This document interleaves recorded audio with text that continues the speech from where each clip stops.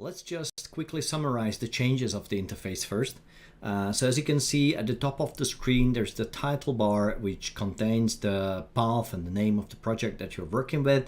Also, there is the FPS counter, which is something that you can turn on and off, which somehow actually describes how fast you can work with the program, which depends on the complexity and complexity of the scene and the abilities of your computer, which you are working on at the moment. This is something that you can easily turn on and off if you go to the main menu options and you just turn on or off this show FPS option here. And while we are already here, let me just show you that you can also change the units that you are working with in the software.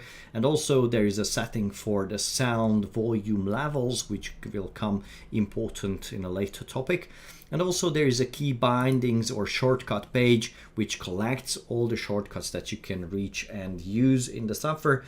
Some of them are quite common, like the Ctrl+C, Ctrl+X, Ctrl+V, delete, and so on. Those are for copy, cut, paste, and delete. And also you can find how you can zoom in or out if you are not familiar with that, and also how to quickly open a project and or import a file or something like that. So it's like a nice summary of the available key bindings or shortcuts that you can use in the software. Also here at the right hand side, if you can see that there is the navigator, which you can turn on and off by using this panel. Also by closing this here, you can just quickly bring that back up. And in the objects page or on the materials page, you will find material folders with nice, easy to understand icons, so you can easily find cars, effects, humans, plants, road signs, and so on. And also the same thing happens with the materials. You can find environment materials, your custom materials, reflections. I will talk about those later, and also the videos, textile glass. So it is very easy to find and very convenient to find any sort of material or object category in the software, not only by reading the title, but just looking at the image that you see there, and it will be easy to find what sort of objects or materials we're talking about. Also, there are things that you can find here in the main menu, which is for the recent live projects.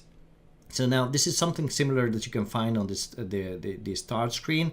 So if you click here, you will find the last 4 projects that were used with the software. If you click on them, they will just quickly open up. Or this is also, just as I mentioned, are something that you can find on the start screen, but with icons and a little bit more of the details. So this is just a shortcut for that. You don't even have to go back to the start screen. You can just simply load that simple list and find whichever latest object or project you would like to load up.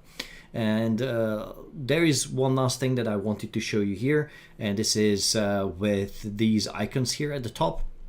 So it is very easy to use the copy, paste, and delete commands for those who are not familiar with the Ctrl+C, Ctrl+V, and delete commands on the keyboard. So if you would like to just select something and you would like to make a copy, just select it and click here.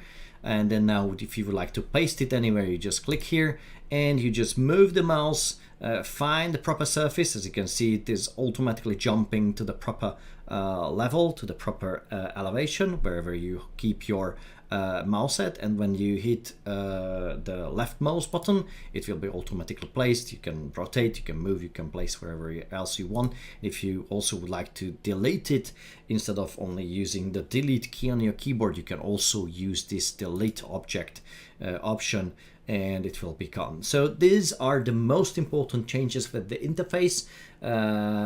Besides the right hand side, there is also a notification bell which will ring if you are receiving any updates for the software, and also the classic minimize, maximize, restore, and full screen options are also here. So those are the changes that you can find on the interface when you load up ARCHLine.XP Live 2021 for the first time.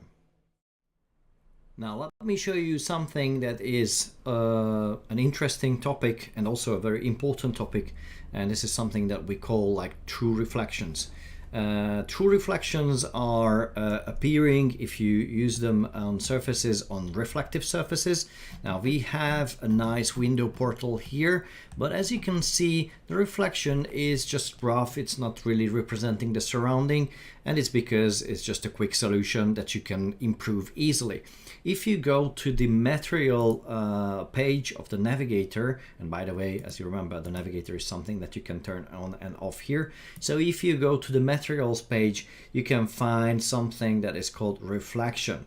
Now, if you go into the reflection library, it is not really containing a material here, but it is containing a material effect that is called a reflection plane.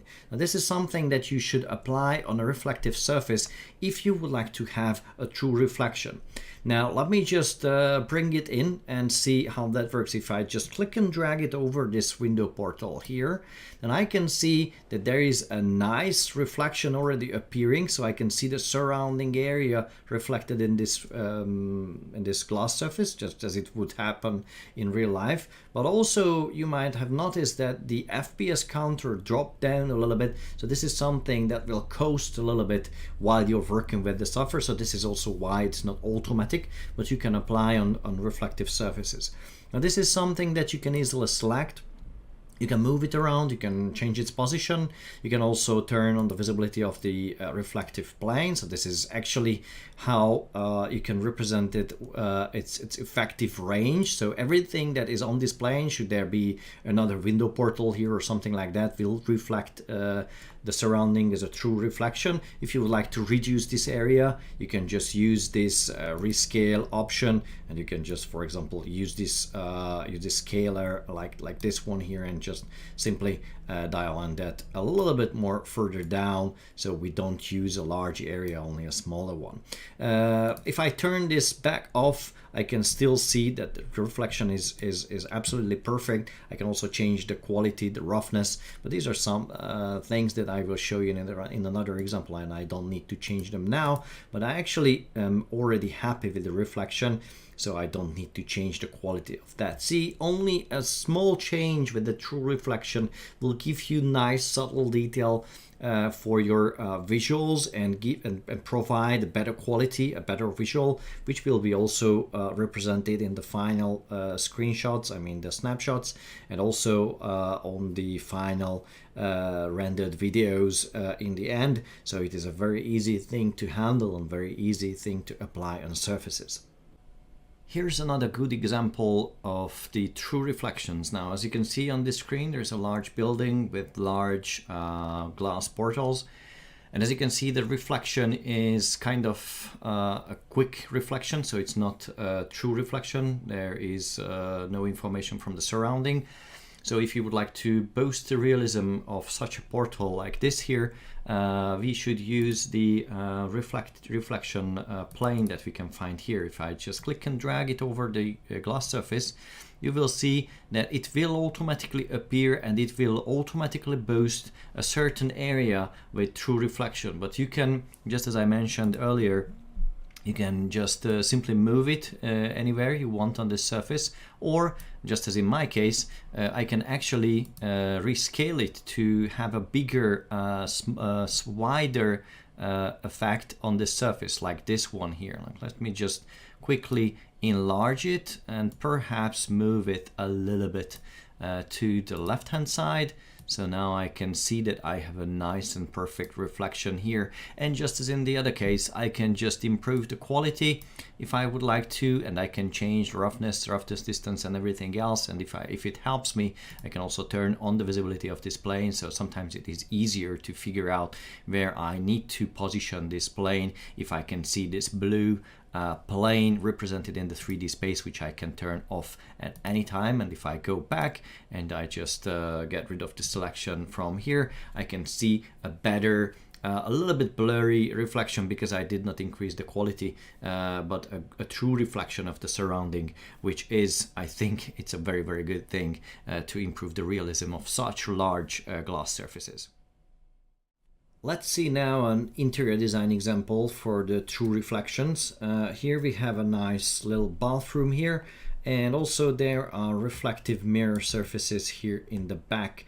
Now this is something that I have customized here to match my mirror properties. If I click on this surface, I can find that this is actually already a mirror that I can just simply set the reflection. I can make it a little bit more reflective if I would like to, but still this is something that will never be true reflective if I don't apply the proper effect on the surface, which is something that I can find in the navigator in the materials and inside the reflection folder. So if I click here and if I click and drag this reflection probe here, the reflection plane, it automatically represents the surface truly reflective.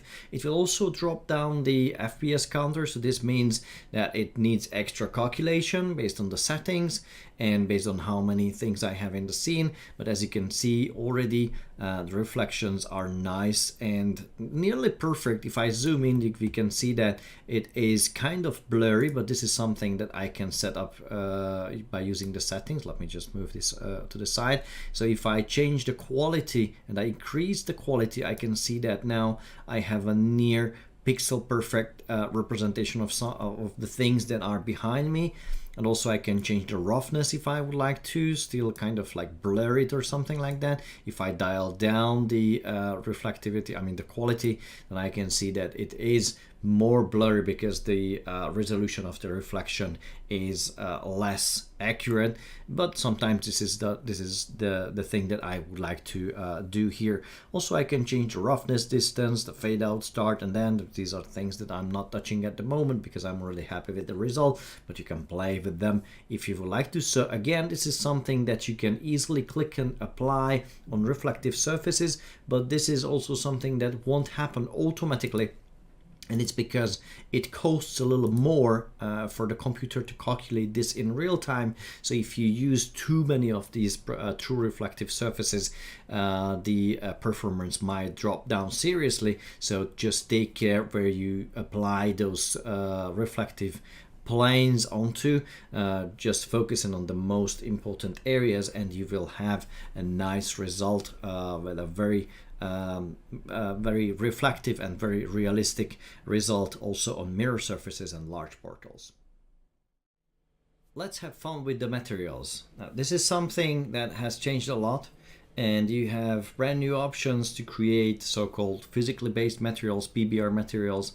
And I'm going to show you what that means and how you can use them and how you can create them, even using free sources, which I'm also willing to show you, at least two of those sources where you can find and easily obtain, download ready to use textures that you can use on the different surfaces. Now in this simple but very detailed interior, I'm going to change a few of the surfaces and introduce how those textures would work and how you can customize them and how you can create them. Now, this is something that I will create in the material library of the navigator. Here I already created a folder that is called folder. I can just rename it, and I already have created a few test materials here, and I would like to show you how that works. Now let's just talk about the sources. I have prepared two free sources for your convenience that you can easily go here and find any of those material types or material textures that you would like to use. Those are curated, good quality materials that you can find here on Texture Haven and also on that CCO textures. Those are all free materials, free libraries of materials and textures that you can just download and use the way I will show you. Now, these are all pages that you can also support if you would like to, but all the content that you can find here, for example, in the Texture Haven website here by clicking on the textures, those are libraries that you can just freely find and reach and just simply download the textures. So now how that works. Actually, As you can see on both of these pages, you can find several different categories, like in this specific case, brick, concrete, fabric, and so on. And if you are interested in any of those, you can just easily find them here and clicking on the category, or you can just use the menu here at the left-hand side and simply clicking on wood, for example, and finding the proper material that you are interested in. Any of those materials that you look for here are having a nice detailed preview that you can use. So let me just also try to find something like a floor material. If I'm going here and I click in on this one, I can see that it is a nice detailed brick floor texture here, but it is not only one texture, but it also contains a so-called AO, diffuse, displacement, normal, and roughness map. Those are things that many of those I can use. And if I turn on all the maps, these are so-called maps, these are textures, ambient occlusion, color, diffuse, or brightness, and so on. These are the things that I can use in ARCHLine. Now let me just go back and try to find something that I like, and then I will show you how those could be used in the software. Let me just dial up and find this kitchen wood, for example. If I have a look at this one, this is called kitchen wood. It looks pretty detailed with nice veneer. Some of the surfaces are a little bit reflective and others are less reflective, a little bit more like grainy or even matte. And this is something that is described by all these so-called channels or maps or textures that you can find here. One is for the ambient occlusion. This will describe kind of the depth in a way of this material. The diffuse itself is the color, it is how it looks like. The normal also describes, as you can see, subtle details here, how deep all those grainy parts and veneers are. And also roughness describes the rough and shiny parts of the texture. So as you will see, it will actually build up into a very nice and detailed texture with only a few clicks. So how this practically works, all you need to do is just to download that in a folder, unzip the content. This I already did. And I go back to the software and I will apply and create a new material and apply it here first on this surface, and then I will show another example on another surface. So this is how you can create a new material. You go into any of those folders that you would like to create your new material in, and then you click on the options and then you click on create new item.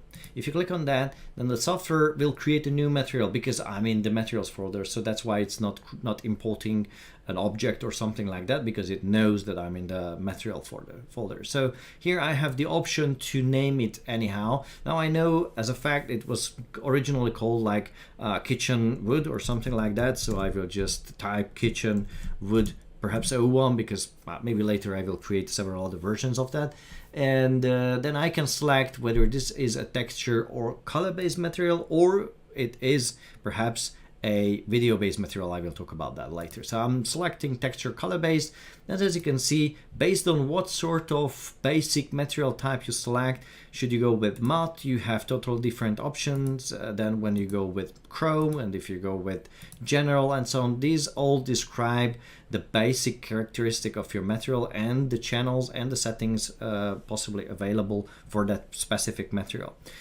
Also, you will have an option to displace the texture on surfaces, but this will only make sense once we already apply them, so I won't change them at the moment. And you can also animate textures, but this is also something that I will show you in a later project. So now I will start with brightness. This is actually the color channel, or this is also something that you can find as diffuse. So usually the diffuse channel or color channel is the one that you, when you look at a surface, this is what you will determine that's the texture, that's how it looks like. So you will just select this as a brightness channel. So if you click on that one, the software will load that up, and it will also automatically make that as the thumbnail of your kitchen wood 01 in this specific case. Now also you have the option later to change its brightness, and this is for the color mix. You can also mix a color with this original texture, which is a very, very useful thing. I will show you that here once I apply it on the surface. Now let's see what other texture I have for this material. I don't have emissive and I don't have transparency. This is not a transparent material. This is not even glowing in the dark. So I'm skipping those two parts. This will be reflective, but it will be easier to figure out how much or how less it should be dialed up to be reflective or not once it's applied onto the surface. So this is what I will do a little bit later. And also the roughness is something that I can find a channel for. So wherever you see any of those tiny plus symbols, you will be able to find a proper channel. So if you have something called a roughness channel or roughness texture, you can just simply click here and find the roughness material. So this is what I have here. So I just click on it and I hit open. Now roughness is fine. I will need to find bomb map, or well, it is not that obvious here, but it is actually not only bomb map but also normal map. So whatever you have, you can just browse here. If you click here, and if you already have a normal map, then you can just click on normal map and hit OK, and then it will be automatically loaded.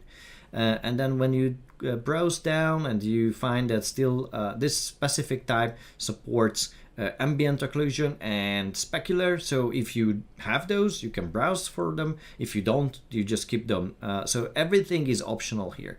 Now what I need is an ambient occlusion channel, because I already have that. I have downloaded 4 different channels.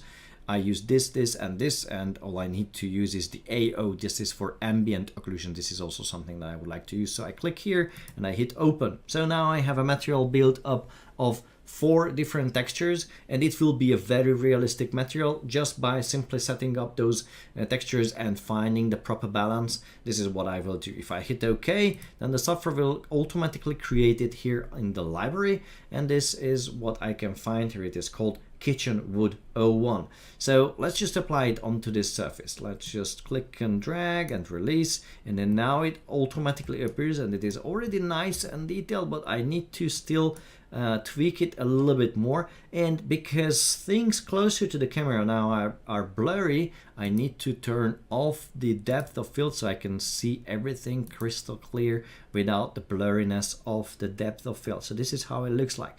It is already nice and detailed, but let's just see what I can do with it and how I can customize it. So if I select this surface and I click on edit material, I have all the option to either perhaps change the material type if I would like to fit it into a different category, or I can also change this displacement. So I can just simply click and drag it and figure it out whether it's better in this position, and I can also change its position along the vertical axis. Also, I can rotate it if I would like to. Well, this is not the best for it, but actually if I would like to, I can just type 90 degrees, or I can just go back to 0 and hit enter. So I think this is what I like with this one. And then I can also change its size. I can stretch it or I can shrink it. So if I just change the size, like, I don't know, like double the size, or just simply dial that down, it will make this pattern even a little bit more repetitive or not. This is something that you can easily change here. So size horizontally and size vertically. And also the texture speed, but this is not important for now. This is not an animated surface. So let's talk about the others, like brightness and roughness and bump map and ambient occlusion. So let me show you how this works. If you go and find brightness, this is the texture itself. This is the one that we are talking about. If you increase the brightness, it will be a little bit brighter. If you decrease it, it will be darker. So it is a very simple way of finding the proper setting for your material. If you would like to, also you can use this color mix. If you click here, the software will bring up the color dialog, and you can go to, for example, the RAL color table, and you can also find a beige or something like let's just go here and click and drag this one and find something like a mahogany brown or something like that. I think it will be good with this one, but let's see. If I hit OK, then it will be automatically and already turned into a totally different tone. A very detailed material indeed, as you can see. But you can just make it a little bit more dark, a little bit more bright. But this is already a very dark texture, so it is very difficult to make it much more bright or much more dark. So I have a very narrow space here to work with, but if I would like to, I can also at any time change the color to a brighter color, or I can just totally discard this color and get back to the original one. Now I think I'm more happy with the original one because I can see more of the details.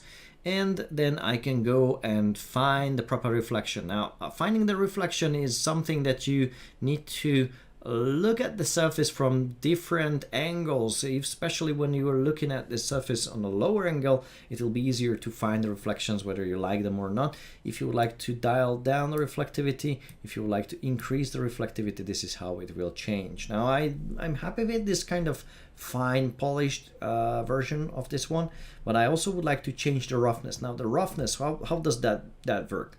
What does that mean? That I can change the roughness, texture, strength. If I increase this like very high, then I can see that all those parts with the veneer, with the like the dark spots, like the deep part of this wooden material is not reflective, but the bright ones are reflective, and that's why it is painted like this. So the software understands that whatever is darker in this texture should be less reflective, and everything that is brighter should be more reflective. This is how it works, and you can change the strength of that effect. You can just completely get rid of it, and you can also make it very, very strong, and also you can completely discard this, and in that case you will have a flat roughness, which is in this case less accurate and less likely the one that I would like to use. So I'm willing to browse back this texture, this kitchen wood roughness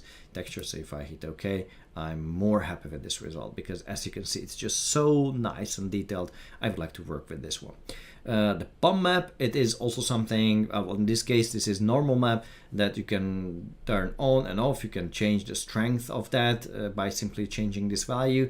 And also the ambient occlusion. The ambient occlusion is something like, it is kind of similar to like a depth, or like areas that are closer to each other. They are actually kind of like casting shadows. They're dark because they are more shaded, especially when sun or any other light sources hit the surface on a low angle. So this is something that also brings in a nice detail to this surface. So this is how you can always play with these settings, figure out whether you like the result or not, and then just leave it if you like it. And if you don't, then you can just still go and customize it at any time whenever you want. So this is how it works with this wooden texture here. When I was looking for examples for this webinar, I found a very interesting one, which I cannot stand not showing you, and this is with emissive materials. Now I will just create an interesting ceiling here, like this would be an office, like you have those office ceilings with these panels at the top, and I actually already have a series of textures here. This is called the office ceiling. This is what I have found on a different web page, and this web page was actually the other one with the ccotextures.com, and this is what I have figured out here. So now this is something that I would like to have a nice bright and shiny lamp at the top by using a texture. This is a very nice effect that I can easily set up by using the proper material. So let me just quickly create something like that. I'm going back to the materials folder, and I'm gonna create a new office ceiling material, which I already created previously. So I'm going back here and I create a new item, and just as before, this will be texture based. This will be well, this can be a general material, but we have actually a specific material for emissive. If you would like to go with that, that is also fine. But just showing the flexibility of the general, I'm just keeping that. And then I can go back and find all the texture channels that I would like to use. So this is in this library. So first, I need the color channel, diffuse. So I'm looking for those names here in the texture names, and here it is. This is the color. So I'm just simply selecting that. This is how it looks like. Fine, that's okay. Emissive. Now this is where it comes interesting, because I have an emission channel. This is the one that I'm willing to use. Okay, let me see. It is not transparent at all. It is reflective, but I will figure out how much once I applied it on the surface. It perhaps has roughness channel. Yeah, it has. So this is how it looks like. Open. And then it perhaps also have normal map or bump map. It actually has a normal map, so I'm selecting that. And let's just go with ambient occlusion. Yeah, it has an ambient occlusion. And let's just figure out if we have specularity or something like that. Now, I don't really have, the closest thing that I have here is the metalness. This is sometimes something that I can use for that. So I'm just browsing that. But once I'm done with this, I'm just simply naming it like office ceiling. Office ceiling. And this should be like 02 or 03 because I have already created one here. So that's how it goes. I'm actually happy with this. Okay. So now I have the office ceiling 02. I have just created that. I just click and drag it onto the surface and see how it looks like. Well, this is still too flat, still too reflective. This is not realistic at all. And it's simply because of my settings that I have created here. And now I have the chance to show you how you can also change the size of it, because it is because of the original mesh. The original surface is kind of stretched. This is also stretched here, but you can easily fix that by simply just trying to figure out whether you need to increase this value. Perhaps I use number 3, and here I keep it number 1, and so on. And I can also change the position if I would like to, like that, so I can easily find a better position for this texture here on the ceiling while I'm moving this slider to the left or to the right. This is not animated, so I'm not interested in that option. It is perhaps less reflective, so I'm just changing the reflectivity. It should be not that much reflective, and it should be perhaps very rough. Perhaps not this much, but something in between, like that. And also this should be rather bright, so I'm just increasing the brightness of the ceiling. And I can also change the brightness. I can over mix it with another color if you would like to, just as I did with this material here, but I'm not willing to change the original texture, so I'm happy with that. And as you can see, based on the material channels, the software understands that it is still just a structure, just a texture. It is less reflective here than how reflective it is here. So I can also always customize these settings here with the roughness, with the bump map, and I can also at any time turn on and off the ambient occlusion and the specular channel. Let me show you how that works. If I just enable this, see, this was not effective, so I'm actually just disabling that.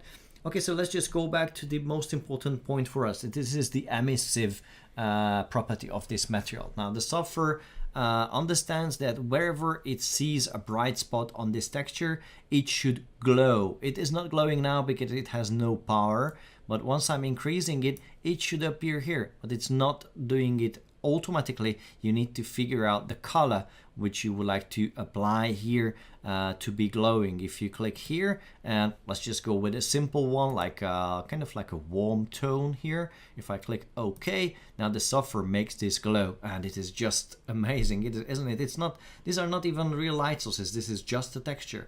All you can do is just you can dial up or down the power of that texture, this massive emissive setting, and whenever you look around, you will see a nice detailed ceiling with all those texture-based kind of lighting here at the top of the screen. Okay, so this is how flexibly you can use the material editor. Whenever you have the proper sources, you can create nice metal surfaces, wooden surfaces, floors, ceiling, walls, wallpapers, and many other things, also textiles and everything else. So it is something that you can easily use, and it is a very flexible and very powerful tool if you use either free sources or you have the abilities to create these channels on your own. As I mentioned earlier, I also would like to show you how you can use videos on surfaces in the software, which is a very cool and very effective way of filling up the project with life. So I'm gonna turn around and use an empty space in this design, and this will be this surface here. I have a nice bright wall here, and here I would like to apply a mesh, a 3D object that I have imported earlier. And as you can see, I already downloaded several images, an LCD panel and an LCD TV, which if I'm applying someplace here, I can just simply move around, or perhaps I need to rotate this. Yeah, this is the other side. This is the flat screen side actually. And then I can just customize it. Let me just change the height of it. I think this is a little bit better. And then I go back to the materials, and I would like to apply materials on these surfaces. Now earlier I have created a plastic material that I would like to apply on the rim, and also I have created like a fixed TV screen. This won't be animated. This is just a still image that I have downloaded from pexels.com. Let me just show you that source, which is I find it very, very useful because as you go here to pexels.com, this is a free database of images and videos. So all you need to do is just use a specific search term, for example, and then you will find either photos or videos that you can go there and download on your hard drive, and then you can use them the way you want. So the image that you can see here was also downloaded from pexels.com, and then using the techniques that I introduced earlier, I have turned it into a texture or color-based material, and then this is how it was created. This is just a classic matte material. Now let me just apply a video surface on this surface of this screen.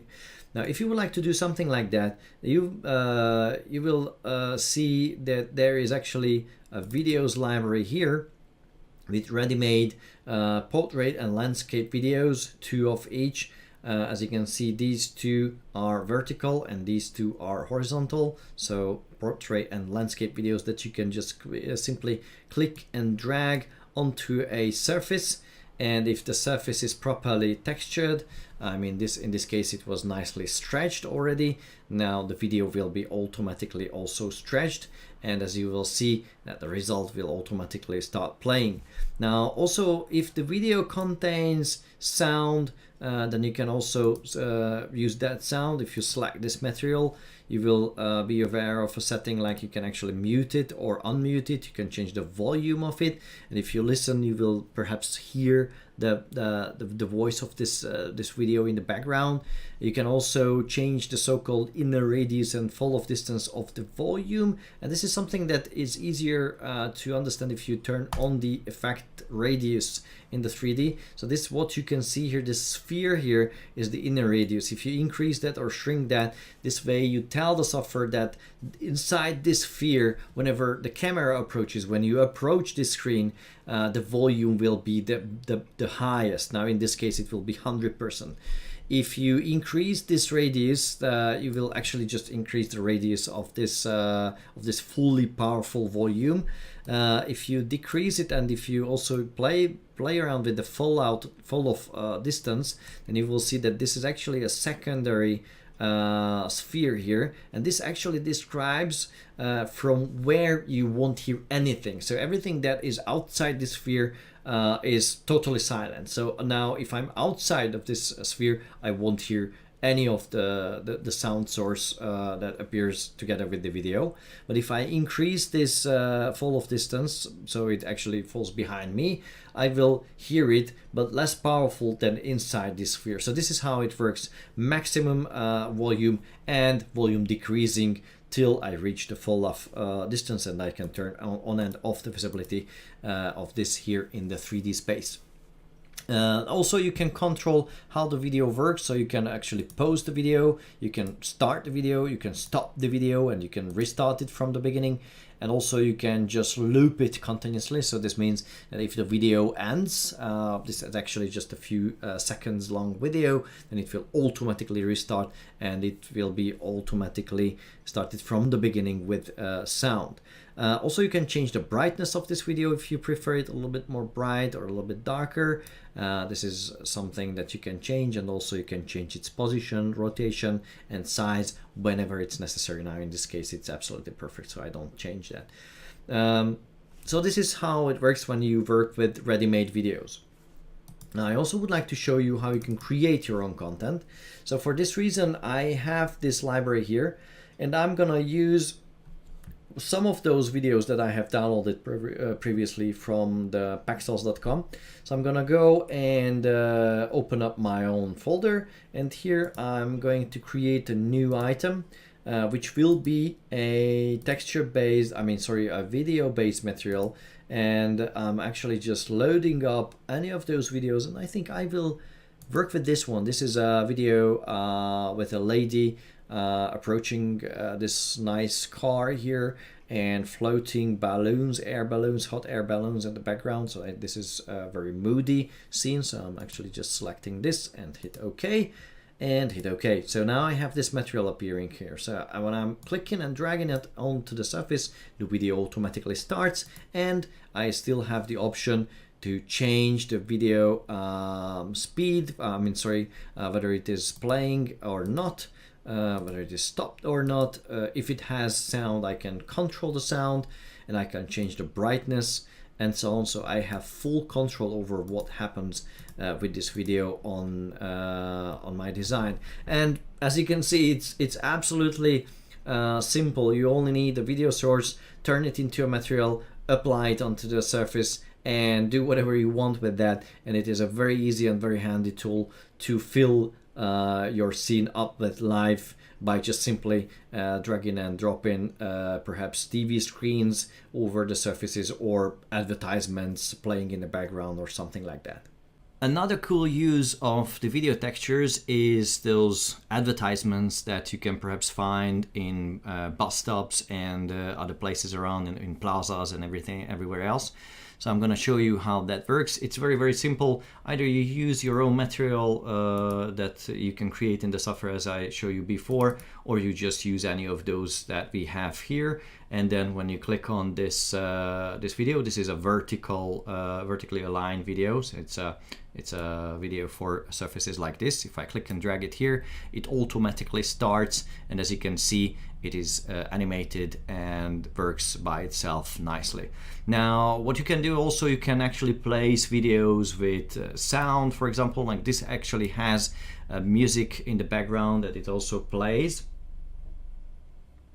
which we can hear if I turn on the volume. But you can actually also select it at any time, and you can go to the settings and change the turn on or off the volume of this video, and you can also turn on the effect radius. Now I'm actually outside the audible area. This is the one that you can see here around. So if I go in, then we will start hearing the music. So if I'm going away, that it's not having any sort of sound. So this is how it works. But I can still mute it if I want, and I can just disable the effect radius. So this is how it works.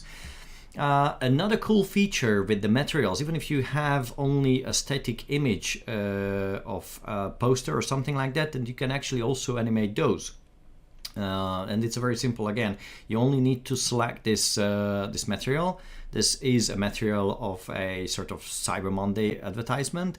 And then what I need to do, I just need to change the texture speed. Now the texture speed is something that I can type, I don't know, 0.1. And as you can see now, it's scrolling sideways. Now in case of these sort of advertisements, it is usually the other way around. So I just type 0 here, and I use a very small value, 0.01 or 0.02 here. So it is slowly climbing around in this surface, and it's moving around just the way I want it. If I use a negative value, which I can also do, and I hit enter, then the software will move this texture the other way around. So this is how easily you can create such spectacular things, cool things to spice up your design, either with videos, advertisements, or also by scrolling advertisements, scrolling posters someplace in your 3D scene.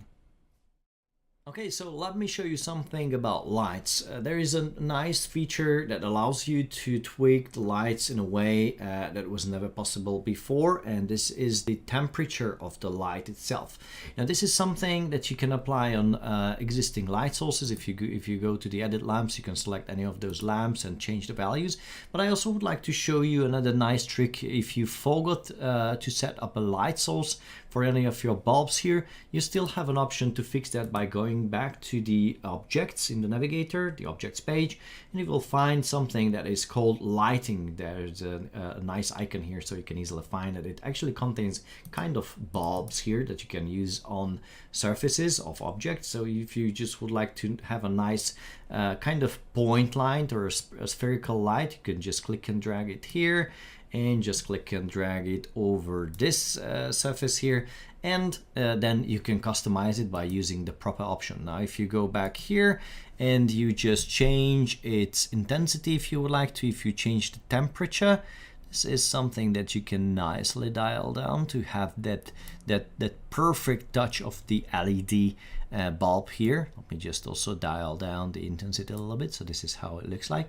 And now I'm going back here and I do the same thing. I just dial down the temperature a little bit to have that nice warm touch like that, and also change the intensity a little bit. And if I would like to, of course, I can change the this option by turning it on and off. And just as in case of the other lamps, I have the option to turn on the shadows on this light source, so it will actually cast shadows, but this is not something that I would like to have here because it has an unwanted effect because of the shape of the mesh that I'm using here. So I'm just setting it back to helper light. I already have the nice shadows from the spotlight, so I'm happy with this result. So this is how you can tweak the light temperature easily by just simply selecting any of your light sources, changing the temperature, and perhaps do other tweaks if you would like to with your light sources. Adding vertical animation to objects is sometimes a need, especially when we're talking about objects like these here, which just as in case of the background, there's this door that is moving up and down. I perhaps need to animate these here. So let me just zoom in a little bit to move closer, and let me show you how vertical animation can be easily defined. This is something that you can find if you select the object and you go to the object properties, and there is the option to have not only a path animation, which is good for cars, for example, but also a vertical animation. So in this case, if you define a new path, the software will kind of lock the direction vertically, and you cannot move, even if you move your mouse to the left and the right, you cannot move it anywhere else. So what we have here, we already have the starting position of the object, and we should also set up the ending position, how it ends. So this is what I define by click, and when I hit enter, the software will automatically animate this along this path. Now I also can turn on and off the this follow path option if I would like to. I can also stop the animation the way I want. And most importantly, I can just change the position of the object itself or the nodes. So what I'm doing now, I'm just simply selecting the object itself, and I use the vertical axis to push it back down to the floor, the ground. And then now, as you can see, the path is moving with it quickly. And when I do the animation now, I can just have that nice animation when this is coming out of the ground. I can also loop it. I can change the animation to be a ping pong animation. I can change the speed. Perhaps this should be a little bit slower like this. And then I can also change the direction, so it's only animated one way or the other one. And I can also turn off the continuous playback. So this means that once the animation is done, it will be finished, and that's it, how you can do it. So it is very simple. You only need to select the object, add the path animation, and perhaps change the location of the object if the animation makes sense in another way. Let's have a look at how we can change the weather around our scene. And this is something that you can do with this tray, with the Edit Sunlight tray. And well, that's actually the place where you can actually change the date and time from where and the location and the north direction. So it applies to the sun direction on your scene as well. Now, if I would like to change how cloudy the sky is and how humid the surrounding is, I can use these two values. This here is the cloudiness. If I dial it down or I dial it up, you can see in the background the change with the clouds. And I can also increase the fog if I would like to. And in parallel with those two settings, you will notice there is a drop in the power of the sunlight. So if you have high amount of fog and high amount of clouds, the sun light will be less powerful around on the surfaces as well. So this is also kind of driving the sunlight as well. Also, you can go here and change this weather from sunny to, for example, rainy. And if you do that, the software will automatically apply patches of rain, rainy areas here. And you can also increase the power of the rain, how strong the rain is, and you can also decrease that if you would like to. And also you have an effect that you can turn on and off, which is what we call the weather occlusion. So if I go here and I go to the options and I turn off the weather occlusion, then the weather effect appears on all the surfaces. But if I go back to use the options and turn on the weather occlusion and hit apply, and of course in parallel to that I can also use the continuous update.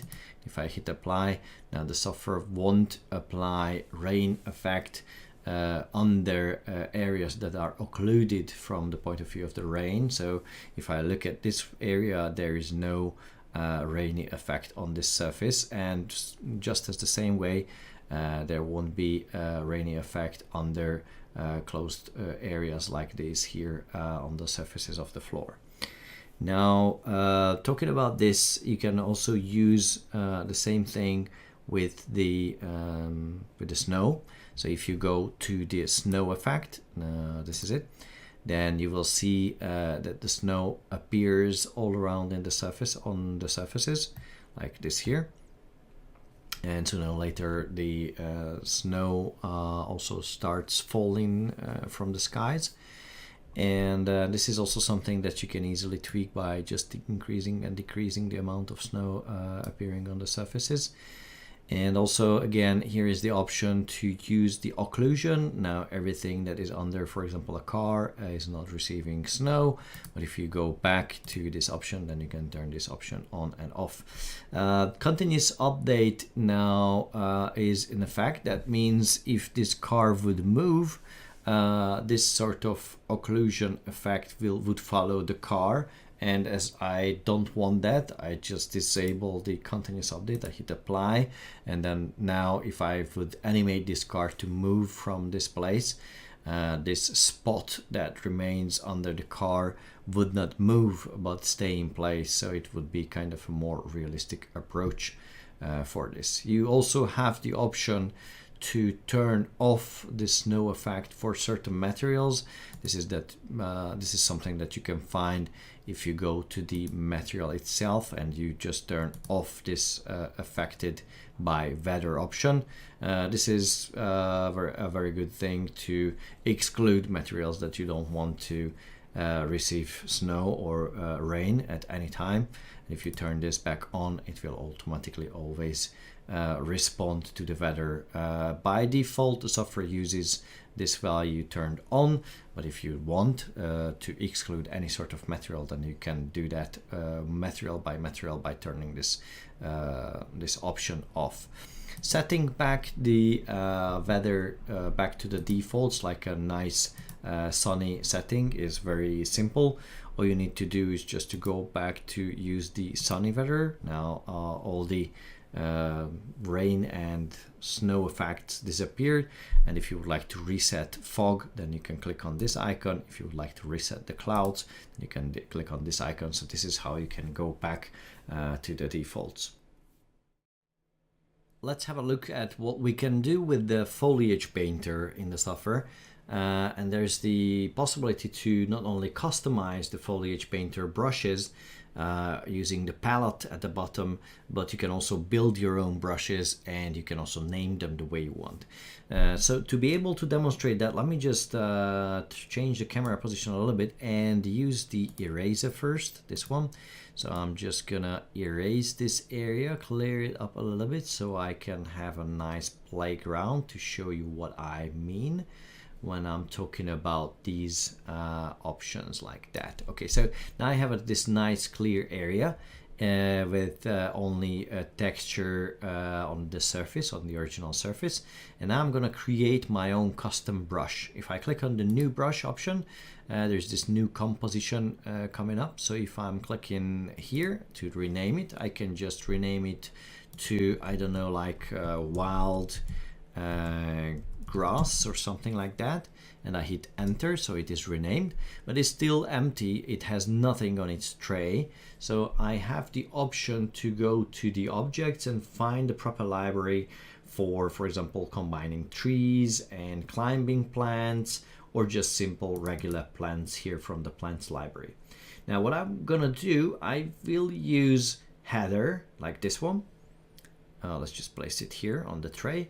And I will also use the regular uncut field grass. It is field grass like that. And so now if I start painting, I will get something like this. So it's totally random, not too dense, and it contains header and field grass. Now let me show you what you can do with a brush like this. Let me just undo this and see what happens if I'm gonna actually change the values for the header and the field grass. Now, whenever you click on any of those, you can change their ratio and their scale, and whether they are following a surface or whether they are randomized or not. Now, for example, in case of the field grass, I would like to give it a little bit of variance in size.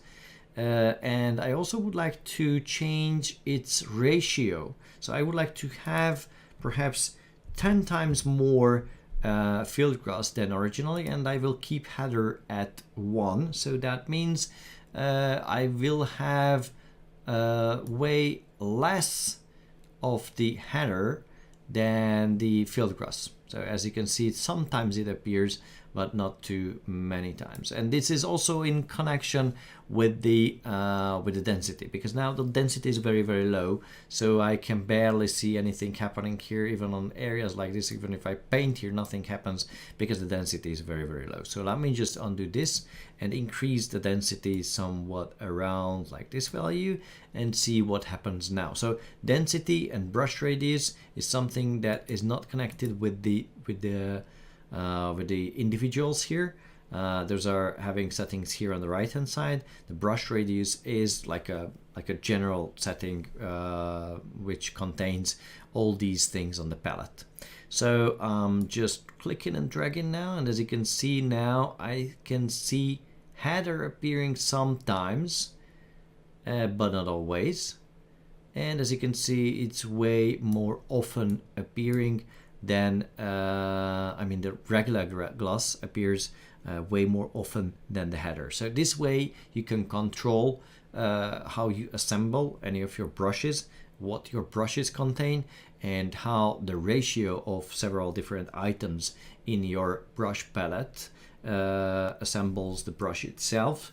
And then you can just simply, like, let's say, spray it on a surface easily using the brush itself. Whenever you close this panel back up, the brush will disappear, but the remaining stays here. So you can just create nice shots of this building, perhaps with this nice wild surrounding that you have just assembled, creating a new brush using a specific palette, and also changing the content of and the ratio of the content of this palette.